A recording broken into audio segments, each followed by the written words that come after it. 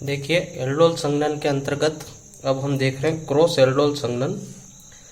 Cross aldol संघनन में क्या होता है कि अब हम एल्डिहाइड जो ले रहे थे वो एक ही जैसे एल्डिहाइड नहीं लेंगे। एल्डिहाइड के दो अणु हम ले रहे थे पर वो दोनों भिन्न भिन्न एल्डिहाइड होंगे, या फिर अगर हम कीटोन ले रहे हैं तो दोनों भिन्न भिन्न कीटोन लेंगे, दोनों अलग अलग होने चाहिए। और यदि हम एक एल्डिहाइड और दूसरा कीटोन ले लेते हैं तो अच्छी बात है। तो जब दो भिन्न भिन्न एल्डिहाइड या फिर दो भिन्न भिन्न कीटोन के मध्य या फिर एक एल्डिहाइड और दूसरा कीटोन के मध्य एल्डोल संघनन होता है तो इसे क्रॉस एल्डोल संघनन कहते हैं। और अब इसमें देखना अलग अलग प्रकार से इसमें हम करेंगे। जैसे हमने ले लिया, एक हमने ले लेते हैं एथेनेल, ठीक है, और दूसरा हम ले लेते हैं प्रोपेनेल। दोनों एल्डिहाइड है। तो अब यहाँ पे होगा क्या, खास ध्यान रखने वाली बात यह है कि ये एथेनेल से क्रिया करके एल्डोल संघनन भी करेगा तो एक पदार्थ प्राप्त होगा, ठीक है।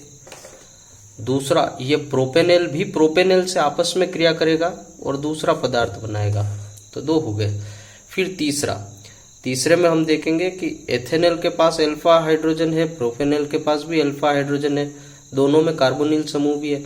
तो एक बार एथेनेल का कार्बोनिल समूह प्रोपेनेल के अल्फा हाइड्रोजन वाली रिएक्शन कर लेगा तो कोई तीसरी चीज बन जाएगी, और फिर प्रोपेनेल का अल्फा हाइड्रोजन एथेनेल के कार्बोनिल समूह वाले रिएक्शन को कर लेगा तो चौथी चीज बनेगी। तो इस प्रकार हमको 4 अणु प्राप्त होंगे। क्रॉस एल्डोल संघनन में हमको 4 अणु प्राप्त होंगे एक ही रिएक्शन पे। एथेनेल और प्रोपेनेल आपस में रिएक्शन कर रहे हैं मगर 4 चीजें बन रही है। तो अब इसको मैं करके बताता हूँ। देखिए, पहले मैंने एथेनेल के 2 ले लिए, यानी एक तरह से एल्डोल संघनन ही है। यहाँ से ये नेगेटिव कर दिया, ये कार्बन पॉजिटिव हो गया, ये तो कार्बोनिल समूह का हो गया। और यहाँ पे मैं हाइड्रोजन का अल्फा हाइड्रोजन अलग निकाल देता हूँ। फिर ये बॉन्ड जो होगा कार्बन की तरफ शिफ्ट हो जाएगा, हाइड्रोजन पॉजिटिव हो जाएगा, कार्बन नेगेटिव हो जाएगा। और तनु NaOH की उपस्थिति तो है ही, NaOH। साथ में इसको गर्म करने पे H2O निकल जाता है, वो भी मैं यहीं लिख देता हूँ और यहीं निकाल दूंगा। अब देखिए CH3, ये लिख दिया CH3, C, इस नेगेटिव को हाइड्रोजन पॉजिटिव से जोड़ देते हैं, ऑक्सीजन हाइड्रोजन एक साथ कर देता हूँ सिंगल बॉन्ड से, ठीक है। ये पॉजिटिव है, ये नेगेटिव आ जाएगा, C के साथ H तो लिखा हुआ ही है, यहाँ पे ये आ गया CH2, फिर C डबल बॉन्ड OH, ठीक है। 1 2 3 4 4 कार्बन है। अच्छा, मैंने इसको गर्म करके H2O भी निकाल दिया था, तो क्या करता हूँ, यहाँ से एक हाइड्रोजन हटा देता हूँ, यहाँ पे आ जाएगा और ये H2O निकल गया। तो इन सारी चीज़ों को हटा के डबल बॉन्ड भी यहीं लगा देते हैं, ये लो, ठीक है। तो ये बन गया 1 2 3 4, 4 कार्बन है, ब्यूट बना। 2 पे आ रहा है डबल बॉन्ड, तो 2 इन और 1 पे L, ठीक है। एक चीज तो ये बन गया। इसको ब्यूट 2 इनेल भी बोल सकते हैं, इन एल तो इनेल भी बोल सकते हैं, ब्यूट 2 इनेल। अच्छा, अब प्रोपेनेल का भी बना देते हैं, ये तो पहला हुआ। अब इसके साथ दूसरा प्रोपेनेल CH3, C double bond CH2 ले लो, फिर ये प्रोपेनेल 1 2 3 प्रोपेनेल हो गया। इसको एक प्रोपेनेल से ही क्रिया करा देते हैं, CH3 CH, यहाँ पे 2 हाइड्रोजन है, अल्फा हाइड्रोजन होने के कारण एक अल्फा हाइड्रोजन ऊपर लिख देता हूँ और ये कर दिया। दोनों के नाम लिख देते हैं, प्रोपेनेल, इसका नाम भी प्रोपेनेल।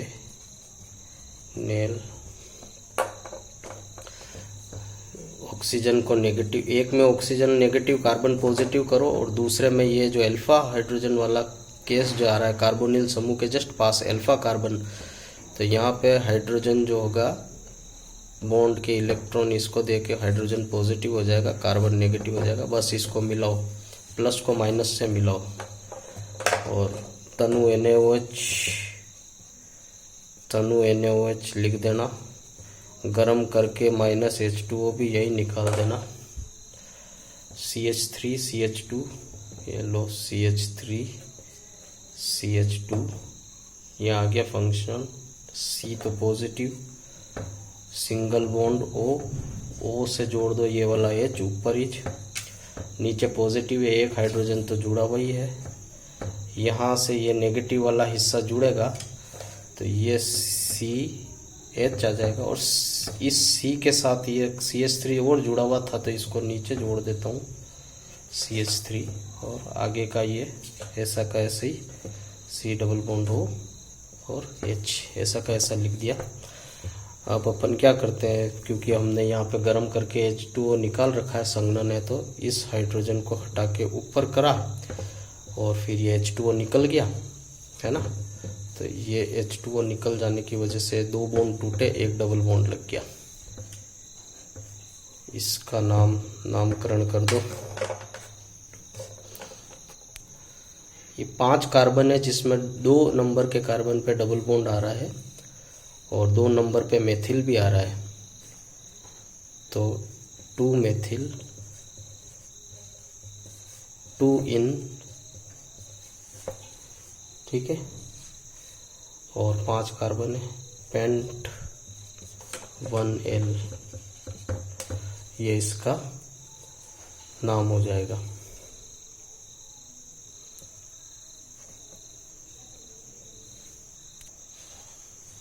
ये इसका नाम अपन ने लिख दिया। तो ये रिएक्शन तो एक तरह से एल्डोल संघनन की तरह ही हुई। अभी क्रॉस एल्डोल संघनन तो बाकी है क्योंकि उसमें तो भिन्न भिन्न होते हैं। अब देखिए क्रॉस एल्डोल में हम क्या करेंगे। ये देखिए, ये तो मैंने लिखा एथेनल, इसका नाम तो एथेनल हो गया, और ये हो गया प्रोपेनेल। एक में मैं कार्बोनिल समूह को इलेक्ट्रोनेगेटिव सेट करूँ, नेगेटिविटी सेट करूंगा, और दूसरे में अल्फा हाइड्रोजन सेट करूंगा। चाहे तो मैं इसमें कार्बोनिल की प्लस माइनस कर दूं, ऑक्सीजन नेगेटिव कार्बन पॉजिटिव, तो अल्फा हाइड्रोजन इसका देख लूंगा। और यदि मैं कार्बोनिल ऑक्सीजन नेगेटिव और कार्बन पॉजिटिव एथेनल का करता हूं तो अल्फा हाइड्रोजन प्रोपेनेल का देखता हूं। तो दोनों को एक एक बार करेंगे। यहाँ मैं एथेनल का कार्बोनिल नेगेटिव और कार्बन को पॉजिटिव कर देता हूँ, तो अल्फा हाइड्रोजन इसका सेट करूँगा। मैंने यहाँ पे कार्बोनिल का जस्ट पास वाला कार्बन अल्फा कार्बन होता है, तो ये हो जाएगा हमारे पास अल्फा हाइड्रोजन। अल्फा हाइड्रोजन को एक ऊपर ले लेते हैं, सेट इस प्रकार से कर दिया। हाइड्रोजन की इलेक्ट्रोनेगेटिविटी कार्बन से कम होती है, बॉन्ड कार्बन की तरफ शिफ्ट हो जाएंगे, हाइड्रोजन पॉजिटिव हो जाएगा, कार्बन नेगेटिव हो जाएगा। और अब इसको आप मिला लीजिए, शर्त वही है, तनु NaOH और तनु NaOH की उपस्थिति में H2O निकल जाएगा गर्म करने पर। तो निकाल देते हैं फटाफट। CH3, ये CH3 ये लिख दिया। उसके बाद C डबल बॉन्ड का सिंगल बॉन्ड हो जाएगा, क्योंकि हाइड्रोजन आके जुड़ रहा है negative positive, oxygen negative hydrogen positive जुड़ गया, डबल बॉन्ड हट के सिंगल बॉन्ड हो गया। अब देखिए हाइड्रोजन को तो मुझे यहाँ लिखना ही पड़ेगा, ये वाला हाइड्रोजन तो इसके साथ था। अब ये वाला पॉजिटिव कार्बन और ये नेगेटिव कार्बन आपस में जुड़ेंगे। देखो तो इस नेगेटिव कार्बन के साथ मेथिल ग्रुप जुड़ा हुआ है, मेथिल को नीचे कर देता हूँ। नेगेटिव कार्बन तो यहाँ कर दिया, मेथिल को नीचे कर दिया, और इसके साथ एक हाइड्रोजन है और ये CHO ऐसा का ऐसा।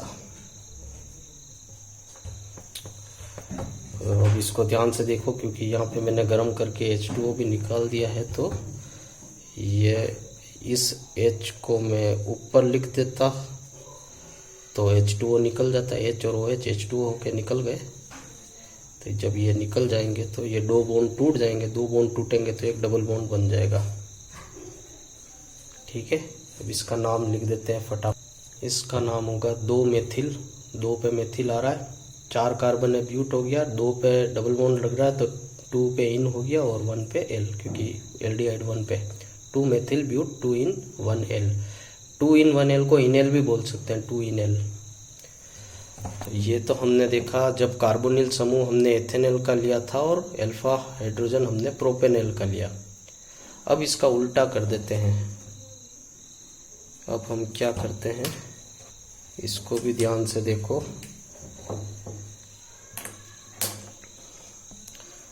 कार्बोनिल प्रोपेनॉल का ले रहा हूँ, पहले प्रोपेनॉल लिख के कार्बोनिल ले लूँगा, CH3 CH2 C double bond O H,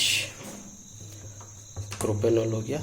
ethanol इधर लिख दिया CH3 C double bond O और ये H, इसका नाम हो गया प्रोपेनॉल,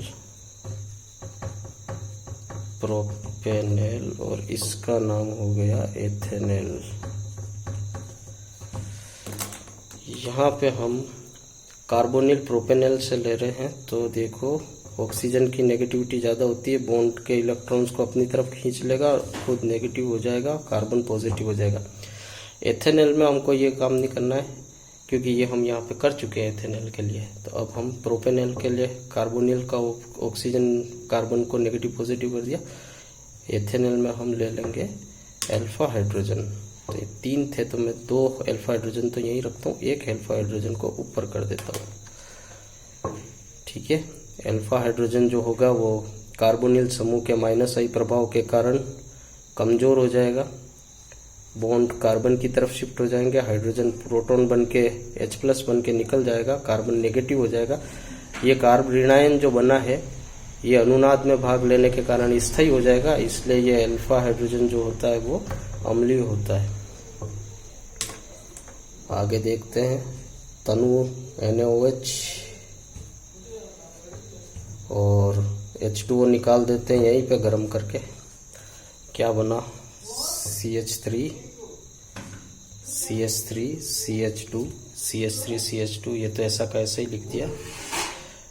चलिए देखिए, यहाँ पे माइनस को प्लस से जोड़ो, प्लस को माइनस से जोड़ो, तो ये हो गया C ऑक्सीजन हाइड्रोजन, ये ऑक्सीजन हाइड्रोजन एक साथ जोड़ दिए, ये कार्बन पॉजिटिव था, इस पे ये नेगेटिव आ जाएगा, हाइड्रोजन तो इसके पास है ही, और ये अब यहाँ से वापस CH2 C double bond O और H, ये जुड़ गया।